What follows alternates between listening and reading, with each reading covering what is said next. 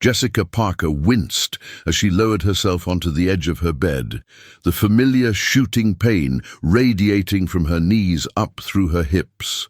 At 68 years old, she had grown accustomed to this daily agony, a cruel companion that had shadowed her for decades. Outside her apartment window, the Seattle rain tapped gently against the glass, matching the rhythm of her labored breathing.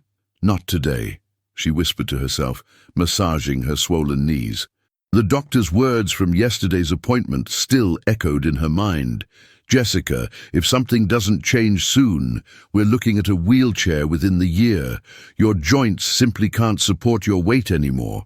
She glanced at the framed photographs on her nightstand, snapshots of a life lived from the sidelines. There she was, at her niece's wedding, seated while others danced, at her retirement party from the library, leaning heavily on a cane.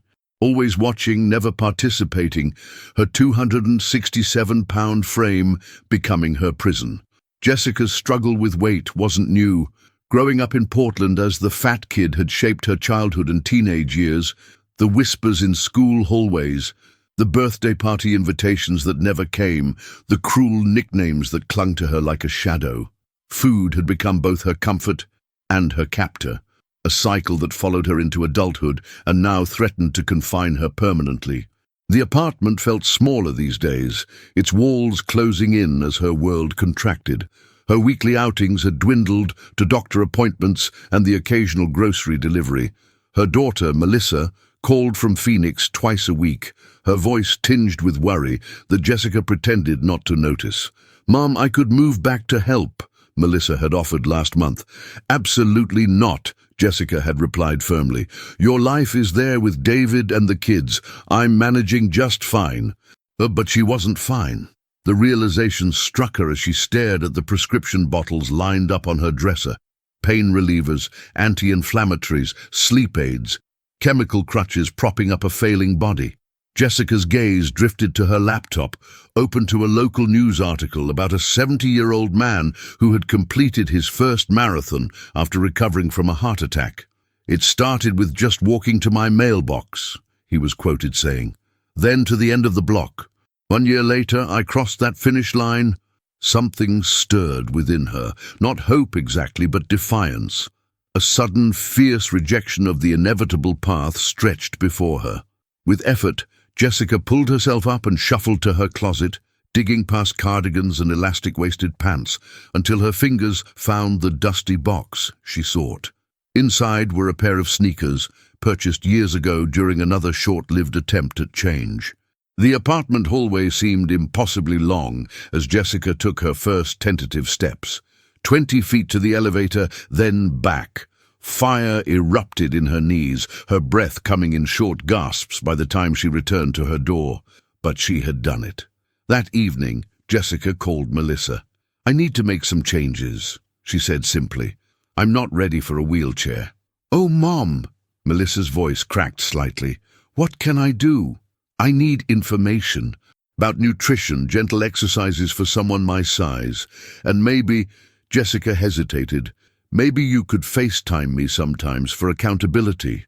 The next morning, Jessica created a simple notebook entry. Day 1, hallway, twice, 10 minutes.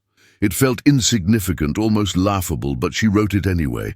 Days blended into weeks.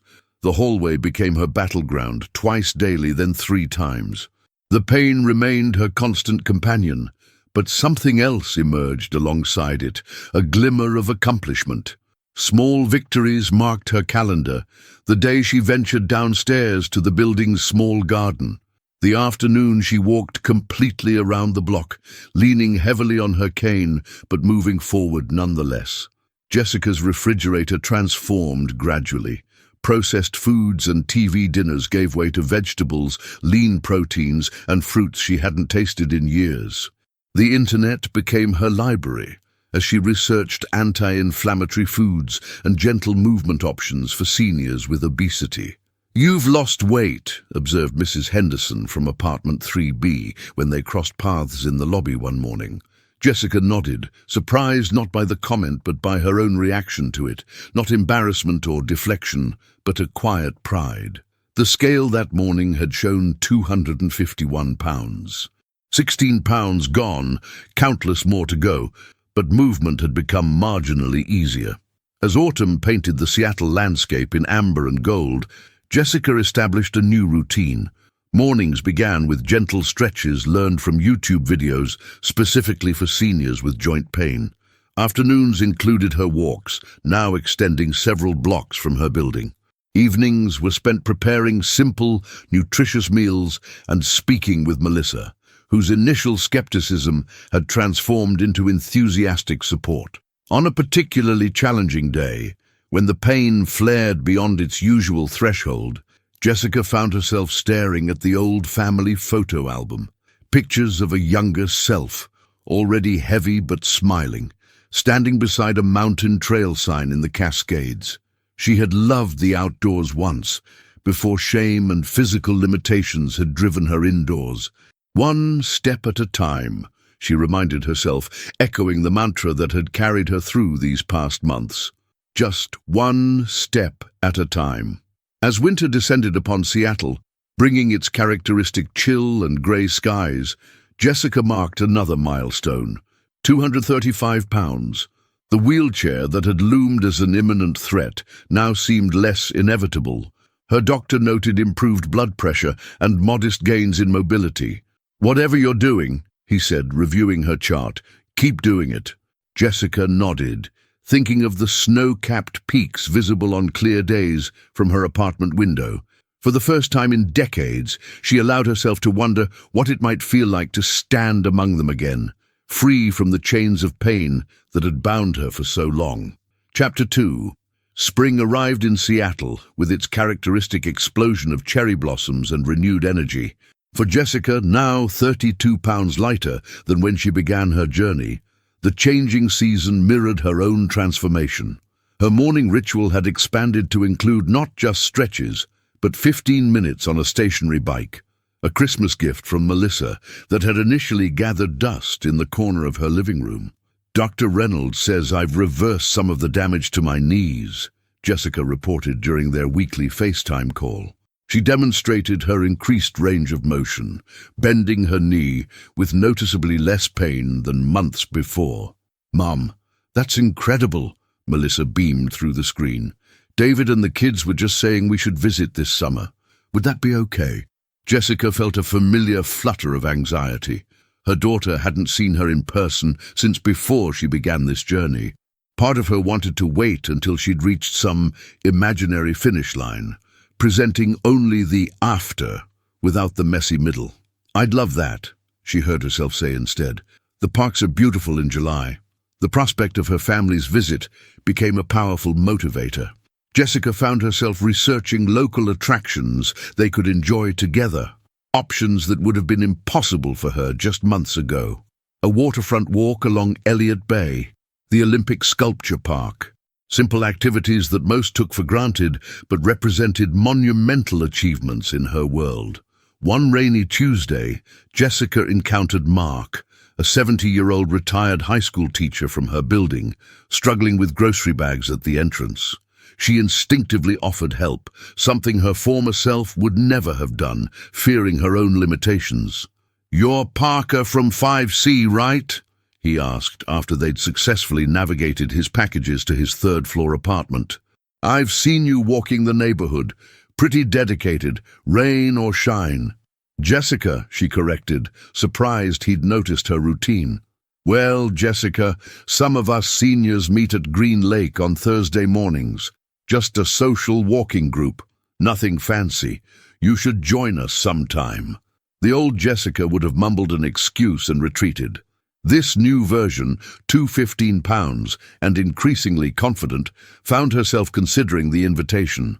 That Thursday, despite a persistent drizzle, Jessica found herself at Green Lake Park, clutching a travel mug of tea and scanning the gathering area for unfamiliar faces.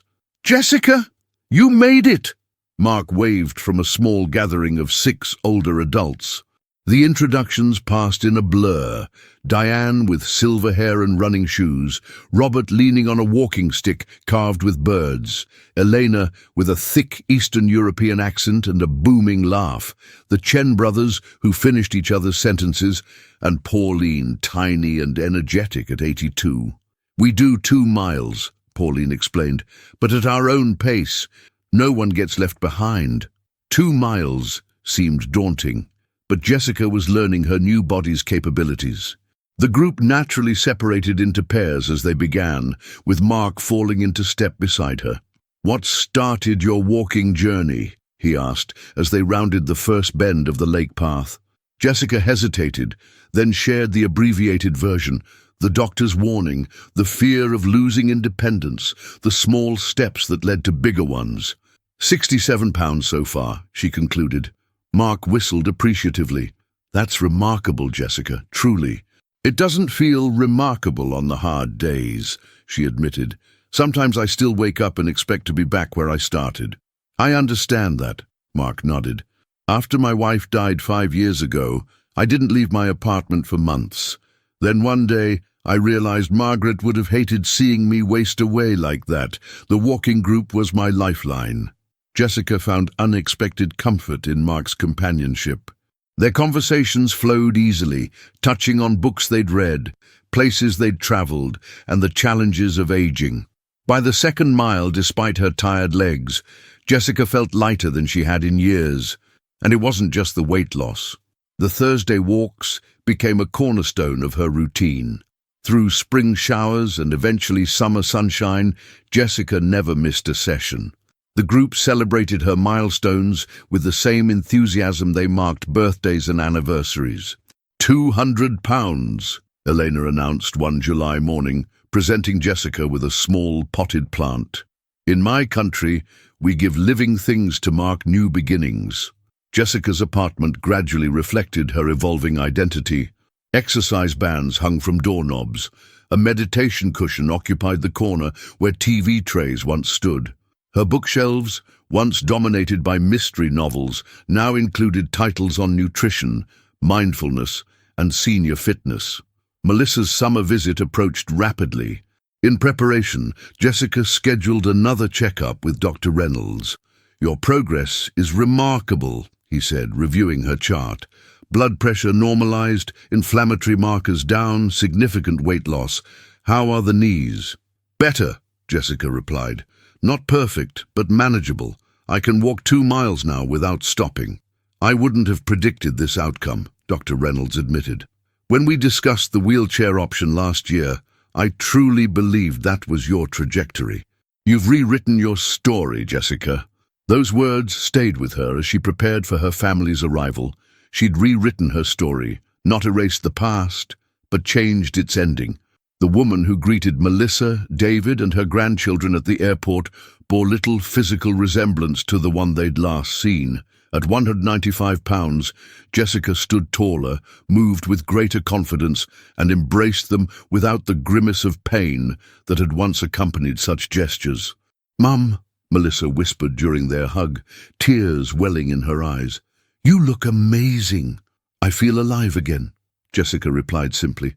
The visit unfolded better than Jessica had dared hope.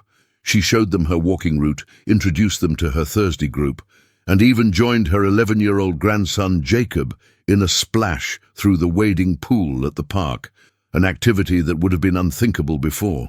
On their final evening together, while David put the children to bed, Melissa joined Jessica on her small balcony overlooking the city lights. "I need to confess something," Melissa said quietly. "When you started this journey, I didn't believe you'd stick with it. I've watched you try and give up so many times over the years." Jessica nodded, acknowledging the truth in her daughter's words. "What changed your mind?" "It was in your voice. During our calls, something shifted. You weren't doing it because you hated yourself anymore. You were doing it because you finally decided you were worth fighting for." As the summer faded into autumn once more, Jessica approached a full year since that first painful walk down her hallway. Her body, now 185 pounds, moved with a freedom she hadn't experienced in decades. The pain hadn't vanished entirely, some damage was permanent, but it had receded from the center of her existence to its periphery. One Thursday morning, as the walking group completed their usual route, Mark lingered as the others dispersed. "I have a proposal," he said, uncharacteristically hesitant. "My daughter lives near Mount Rainier National Park. There's a trail there, Nisqually Vista. It's rated easy, just a mile loop with gorgeous mountain views. I'm visiting her next weekend and wondered if you might like to join us." Jessica felt a flutter of both excitement and terror. A mountain trail, even an easy one, represented a frontier she hadn't dared imagine crossing. "A real hike," she said, testing the concept aloud. "A real hike," Mark confirmed, "but one well within your capabilities now, Jessica. Think about it."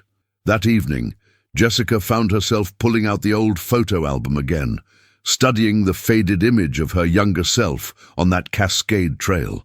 The mountains had called to her once. Perhaps they were calling again. Chapter 3. The eastern horizon glowed with pre-dawn light as Mark's car wound its way along the road to Mount Rainier National Park. Jessica watched the massive silhouette of the mountain gradually emerge against the lightening sky, her stomach fluttering with equal parts excitement and apprehension. "Are you sure this trail is appropriate for beginners?" she asked, for what must have been the 5th time since they'd left Seattle at 5 that morning. Mark chuckled, adjusting his grip on the steering wheel. "Nisqually Vista is perfect. Paved in sections, minimal elevation gain, and benches along the way. Plus," he added with a sideways glance, "the views make every step worthwhile." Jessica nodded, adjusting the unfamiliar weight of the small backpack between her shoulders. Inside were water bottles, trail mix prepared according to her nutritionist's recommendations, and a light jacket. New hiking shoes, a splurge she'd justified as an investment in her future, felt snug and supportive around her ankles. At 175 pounds, Jessica had reached what Dr. Reynolds called a sustainable maintenance weight for her frame and age. The journey had taken 14 months of consistent effort, setbacks, plateaus, and breakthroughs. Her body, while still bearing the markers of its previous size in loose skin and stretch marks, had reclaimed a functionality she'd thought permanently lost. "There's my daughter's place." Mark pointed to a cozy cabin nestled among towering pines. "Sarah's an early riser too, probably has coffee brewing already." Sarah, a park ranger with sun-weathered skin and her father's kind eyes, welcomed them warmly. "Dad's told me all about your remarkable journey," she said, passing Jessica a steaming mug. "We get visitors of all abilities here, but stories like yours remind me why these accessible trails matter so much." Over breakfast, Sarah shared insider knowledge about the park's ecology and history. The Nisqually Vista Trail offers views of the Nisqually Glacier, which has unfortunately receded significantly in recent decades due to climate change. You'll actually be walking through subalpine meadows that were covered by ice not so long ago. By 8 o'clock, they were parking at the Paradise Visitor Area, where several hiking trails began. Despite the early hour, other visitors were already preparing for their own adventures. Young families adjusting children's hats, serious hikers checking equipment, elderly couples studying trail maps. "Ready?" Mark asked, offering his arm, not because Jessica needed physical support, but as a gesture of companionship. The trail began gently enough, winding through meadows where late summer wildflowers still offered occasional bursts of color. Jessica moved cautiously at first, testing how her body responded to the slight incline and uneven terrain. To her surprise, her knees handled the natural surface better than expected, the cushioned hiking shoes absorbing impact that would have once sent pain shooting through her joints. "The flowers here in spring are spectacular," Sarah explained as they walked. "Fields of lupine, paintbrush, and avalanche lilies. You should come back in July sometime." Jessica smiled at the casual assumption of future visits, of continued mobility. "I'd like that," she replied, realizing she meant it. As they rounded a bend in the trail, Mount Rainier suddenly dominated the view, its snow-covered peak brilliant against the blue sky. Jessica stopped involuntarily, breath catching in her throat. "This is why I come back," Mark said quietly beside her. "No matter how many times I see it, that first view always feels like a gift." Jessica fumbled for her phone, wanting to capture the moment, but knew immediately that no photo could convey the vastness, the majesty, the feeling of standing there in her own body, a body that had carried her to this place through dedication and persistence. "Take your time," Sarah encouraged, recognizing the emotion in Jessica's expression. "The mountain's been here for thousands of years. It's not going anywhere." They continued along the loop, Sarah pointing out geological features and wildlife signs. Jessica found herself thinking of her younger self, the woman in those old photographs who had once loved these mountains before retreating into a smaller, pain-filled world. What would that younger Jessica think if she could see herself now, breathing the pine-scented air, feeling the gentle burn in her muscles that signaled effort rather than damage? At the trail's halfway point, they paused at a viewpoint specifically designed for observing the glacier. Other hikers nodded in greeting as they passed, a simple acknowledgement of shared appreciation for the surroundings. Jessica realized with a start that not one of them looked at her with the judgment or pity she had grown accustomed to over the years. Here, she was simply another hiker enjoying the mountain. "I brought something to share," Mark said, reaching into his pack and pulling out a small thermos. He poured steaming tea into the cap and passed it to Jessica. "My wife's tradition. She always said hot tea tastes better at altitude." Jessica accepted the warm cup, touched by the inclusion in this personal ritual. "To Margaret," she said, raising the cup slightly before taking a sip. Mark's eyes crinkled with a mixture of sadness and gratitude. "She would have liked you, Jessica. She believed in second chances." The remainder of the trail presented a few more challenging sections, a steeper incline, some uneven steps, but Jessica navigated them with growing confidence. Her breathing remained controlled, her pace steady. When they completed the loop and returned to the trailhead, she felt a curious mixture of accomplishment and longing for more. "What did you think?" Sarah asked, as they made their way back to the parking area. "It was—" Jessica searched for adequate words. "It was like coming home to a place I'd forgotten existed." That evening, back at Sarah's cabin, they grilled vegetables and fish on the deck while the sunset painted Mount Rainier in shades of pink and gold. Jessica's muscles ached pleasantly, a reminder of the day's achievement rather than the chronic pain that had once defined her existence. "There are other trails you might enjoy," Sarah mentioned as they ate. "The Grove of the Patriarchs is magical. Ancient cedar and Douglas fir trees on a flat trail, or Bench Lake for reflection views of the mountain." Jessica found herself mentally noting these suggestions, imagining future visits. The mountains were becoming possible again. Before bed, she called Melissa to share the day's adventure. "I hiked a real trail today," she said, unable to keep the pride from her voice. "On a mountain." "Mom, that's incredible," Melissa exclaimed. "How did it feel?" Jessica considered the question, looking out the window at the mountain silhouetted against the night sky. "Like freedom," she finally answered. "Like getting a part of myself back that I thought was gone forever." After they hung up, Jessica opened her journal, no longer just a weight and exercise log, but a record of her evolving life. She wrote about the glacier, the wildflowers, the taste of tea at the viewpoint. Then she added, "Today I stood on a mountain. Tomorrow, who knows? The path keeps unfolding." The weekend concluded too quickly, with promises to stay in touch with Sarah and plans for future explorations. On the drive back to Seattle, Jessica was quieter than usual, processing the experience. "Penny for your thoughts?" Mark asked as they approached the city.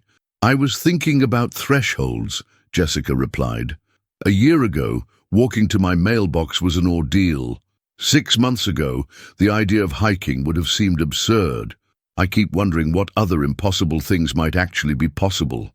Mark nodded thoughtfully. "That's the thing about mountains. They remind us of our smallness, but also our potential. What's your next summit, Jessica?" The question lingered with her long after Mark had dropped her at her apartment. That night, she researched hiking groups for seniors in the Seattle area, finding several that welcomed beginners and offered graduated challenges. One in particular caught her attention: Silver Striders, with their motto, "Age is just a number, adventure is just a decision." Before turning out her light, Jessica sent a message to the group coordinator expressing interest in their upcoming easy hike at Discovery Park. Then she added a note to her calendar for spring: Nisqually Vista, wildflower season. As autumn deepened around Seattle, Jessica's Thursday walks with the Green Lake group continued, but now supplemented with weekend explorations through the Silver Striders. Each outing built her confidence and stamina incrementally. The walking poles she purchased, initially seen as merely practical, became symbols of her new identity as someone who explored rather than observed. "You've changed our group dynamic," Pauline told her one Thursday as they completed their lake circuit. "Your enthusiasm has been contagious. Elena's even talking about trying a real hike now." Jessica smiled, recognizing how the ripples of her transformation extended beyond her own life. "Tell Elena I'll go with her whenever she's ready." As Thanksgiving approached, Jessica received an unexpected invitation from Melissa. "We'd love to have you visit us in Phoenix this year. There are beautiful desert trails I think you'd enjoy." Jessica booked her flight that evening, marveling at how her world had expanded. The mountains had returned her to herself, one step at a time. Chapter 4. The December sun cast long shadows across the red rocks of Papago Park as Jessica adjusted her hat against the Arizona brightness. At 170 pounds, maintained steadily for 3 months now, her body moved with a confidence that still occasionally surprised her. "Grandma, look! A roadrunner!" 11-year-old Jacob pointed excitedly toward a lanky bird darting between cacti. "Just like in the cartoons," Jessica smiled, taking a photograph with her phone. The desert landscape offered a stark contrast to her beloved Pacific Northwest forests, yet she found its stark beauty equally compelling. This Thanksgiving visit to Melissa's family in Phoenix had evolved into a 2-week stay, with Jessica easily slipping into their daily routine. Mornings often included exploring the numerous urban trails that wove through the Phoenix metropolitan area, gentle paths suitable for her continued hiking practice. "Mom, remember when we tried to get you to visit 3 years ago?" Melissa asked as they paused at a viewpoint overlooking the city. "You said the heat would be too much for your joints." Jessica nodded, recalling the legitimate fears that had once confined her. "The heat is still challenging," she acknowledged, "but now it's just something to manage rather than something to avoid entirely." Managing rather than avoiding, the phrase crystallized the fundamental shift in her approach to life. Her physical transformation, impressive as it was, reflected a deeper psychological evolution. That evening, as they prepared dinner together in Melissa's kitchen, Jessica received an email notification that made her pause. "Everything okay?" Melissa asked, noticing her mother's expression. "The Silver Striders just announced their summer hiking series," Jessica explained, scanning the message on her phone. "They're planning a Mount Rainier weekend in July, including the Skyline Trail. Is that significant?" Jessica set down her phone, considering how to explain. "The Skyline Trail is challenging, nearly 6 miles with substantial elevation gain. I've read about it but never imagined I could attempt it." "But now you're considering it," Melissa observed, not a question, but a recognition. "I have 7 months to prepare," Jessica replied, surprising herself with the decision forming in real time. "If I increase my training gradually." Later that night, unable to sleep despite the comfortable guest room, Jessica opened her laptop and researched the Skyline Trail in detail. The photographs showed spectacular vistas, fields of wildflowers, and stretches of snow, even in summer. The elevation profile appeared daunting, particularly one section aptly named Panorama Point. She created a new document titled Skyline Training Plan, breaking down the months between December and July into progressive challenges. Her research suggested that building endurance on less demanding trails while gradually increasing distance would prepare her adequately. She would need to incorporate more strength training for the steeper sections. Back in Seattle after the holidays, Jessica approached her preparation methodically. Her apartment now featured resistance bands, light dumbbells, and a stability ball for targeted exercises. Her weekly schedule expanded to include not just the Thursday Green Lake walks, but Saturday hikes with the Silver Striders and Tuesday strength sessions at the Senior Center. January brought challenging weather, Seattle's characteristic rain interspersed with occasional snow. Jessica invested in quality rain gear and continued her outdoor training regardless of conditions. "You're either dedicated or slightly crazy," Mark commented good-naturedly one particularly wet Thursday, water dripping from his hood as they completed their Green Lake circuit. "Perhaps both," Jessica laughed, no longer afraid of being perceived as eccentric. At 69, she had earned the right to define her own parameters of reasonable behavior. In February, she conquered her first difficult-rated trail, Twin Falls in the Snoqualmie region. The 3-mile route included significant elevation changes and slippery terrain that tested her improving balance and strength. Though exhausted afterward, the accomplishment fueled her confidence. March brought a consultation with Dr. Reynolds, who reviewed her training plan with professional interest. "Physiologically, you're doing everything right," he confirmed. "The gradual progression, the cross-training, the recovery periods. But Jessica," he added with characteristic frankness, "I'm most impressed by your mental approach. You've embraced challenge without ignoring limitations." "I've learned the difference between discomfort and damage," Jessica explained. "One I push through, the other I respect." By April, Jessica's endurance had improved significantly. Her Saturday hikes now regularly covered 4 to 5 miles of moderate terrain. The Silver Striders leader, a retired physical therapist named Howard, occasionally offered technique suggestions to improve her efficiency on inclines. "You're developing a real hiker's gait," he told her after a particularly successful outing at Tiger Mountain. "Economy of movement, that's what will serve you well on Skyline." May brought Jessica back to Mount Rainier for a practice hike on the Bench Lake Trail, 3 miles of relatively flat terrain, but at higher elevation than she typically experienced. Sarah, Mark's daughter, joined them, bringing her expertise as a ranger. "Altitude affects everyone differently," Sarah advised, as they rested beside the lake's still surface. Mount Rainier reflected perfectly in its mirror. "On Skyline, you'll be approaching 7,000 feet. That's significant coming from sea level." "What should I watch for?" Jessica asked, taking notes on her phone.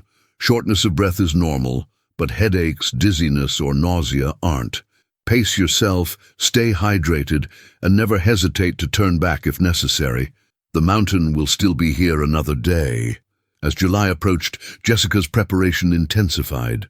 Her final test hike in late June, a challenging route at Mount Si, convinced her that Skyline was within her capabilities, provided she maintained reasonable expectations about pace. The evening before the Silver Striders Mount Rainier weekend, Jessica packed her gear with methodical care. Layers of moisture-wicking clothing, her trusted hiking boots, trekking poles, abundant water, and high-protein snacks. She'd studied the trail map until she could visualize each section in her mind's eye. Melissa called as Jessica was double-checking her equipment. "Just wanted to wish you luck tomorrow," she said, "though I don't think you need it. You've prepared for this like everything else.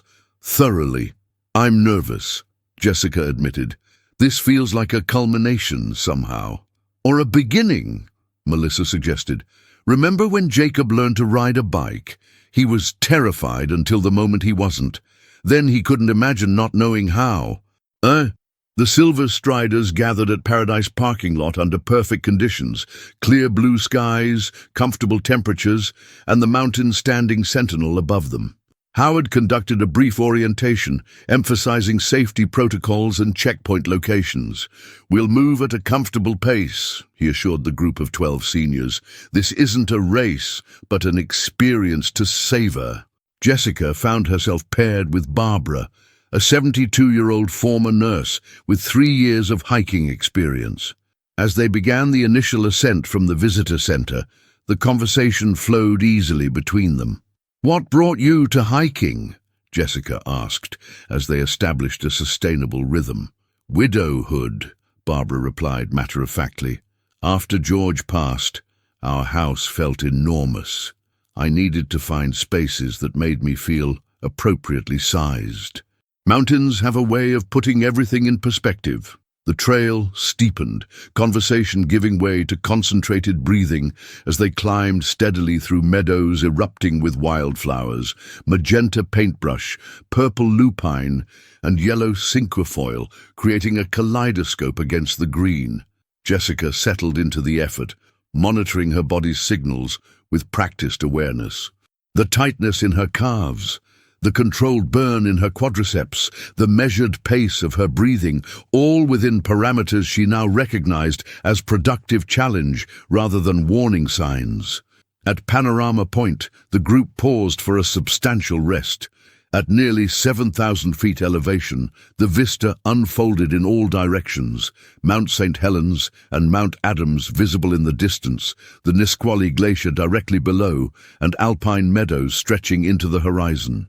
Howard distributed hot tea from a thermos, echoing the ritual Mark had introduced Jessica to on her first mountain experience.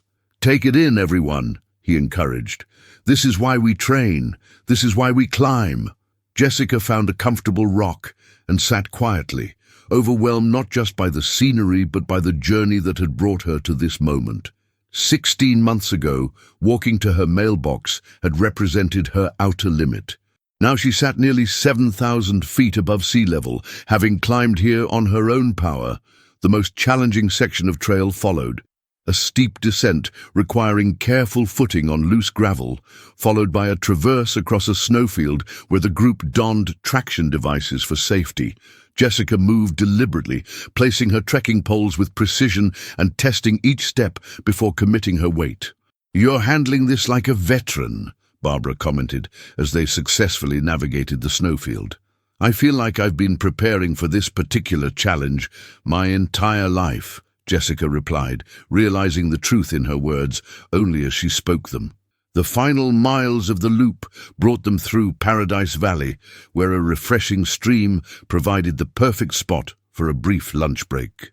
Jessica removed her boots momentarily, dipping her feet in the icy water, a hiker's remedy for trail-weary feet that she'd learned from Sarah.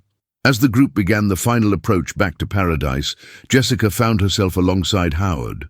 "How are you feeling?" he asked, his experienced eye assessing her condition. "Tired," she admitted, "but good tired.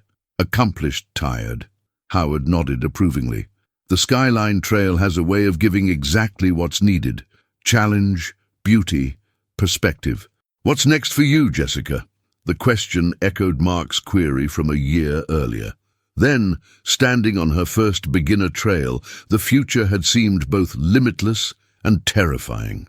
Now, having conquered one of Mount Rainier's signature hikes, Jessica felt something settle within her, not completion but continuation. "I'm thinking about the Wonderland Trail," she said, naming the challenging 93-mile circuit that completely encircled Mount Rainier.